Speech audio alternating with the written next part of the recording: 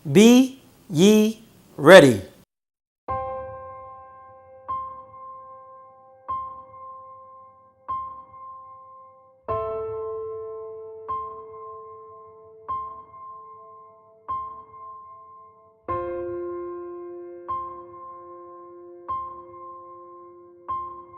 When you hear Trayon White, one of the things you should hear is genuine. I pride myself on being upfront, straightforward, and genuine. And I really, really care about this community. This community raised me, made me who I am today.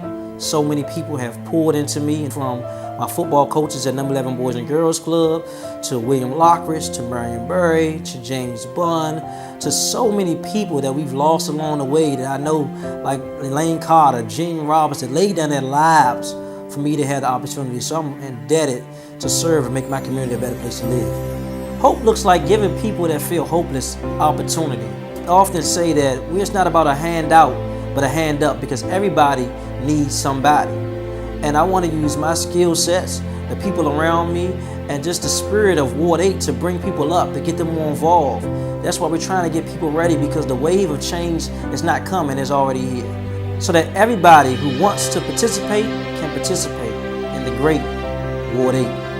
I grew up in the 80s and 90s, and we know the 80s and 90s was a tough time here in the nation's capital, especially in Southeast Washington, D.C. But it's by the grace of God that we made it. And we're not just making it through that. I say this is a new time, not just make it, but to become successful. And I think we're building a path where we allow people to participate in the economic development, in the education pathways, and the training pathways to participate in what we call the American dream. Most people know I was raised by my grandmother, parents as well, but I have a lot of respect for my seniors who've paved the way for so many like myself to just have the opportunity to be a council member. You know, we just didn't come here to this country, leading this country. We came here at the bottom of the totem pole, but so many people have died, sweat, and bled for us to have the opportunity. So we are obligated to make our communities better. I believe that bad things happen when good people do nothing. And my job is to try to bring those people together to ensure we have a greater community to live, walk, and play here. And with doing something, my staff and I put our brains together, had several conversations with the community to ensure that we're not just talking the talk, but we're going to walk the walk. In our first 4 months, we were very aggressive about getting deliveries in the budget to ensure Ward 8 is not the last and the lost. We got $200,000 to fund nonprofit grocery stores in Ward 8. We got $200,000 to fund community-owned grocery stores in Ward 8. We got $250,000 to fund a food incubator right here in Ward 8. We got $300,000 to fund micro-grants for Ward 7 and 8 entrepreneurs. We got $11.9 million to expand recreation options right here in Lower Anacostia.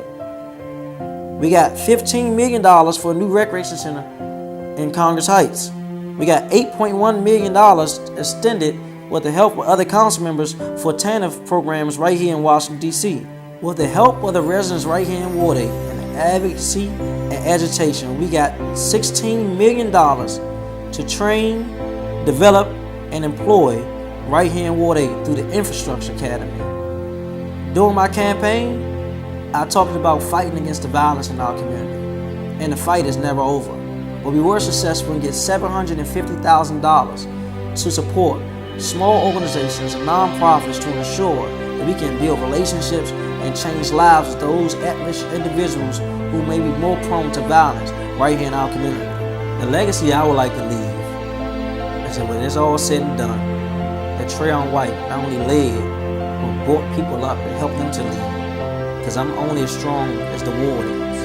As we empower people to fight against the violence in our community, to participate in economic development, to ensure we're able to grow businesses in our community, that's the legacy of Trayon White, that years from now we own our community, that we don't keep going to the stores in our community and we don't own anything. That day and time has to change, and I'm here to ensure that not only we can play here, go to school here, but that we own here, houses, become homeowners here, and have equitable solutions all around the world.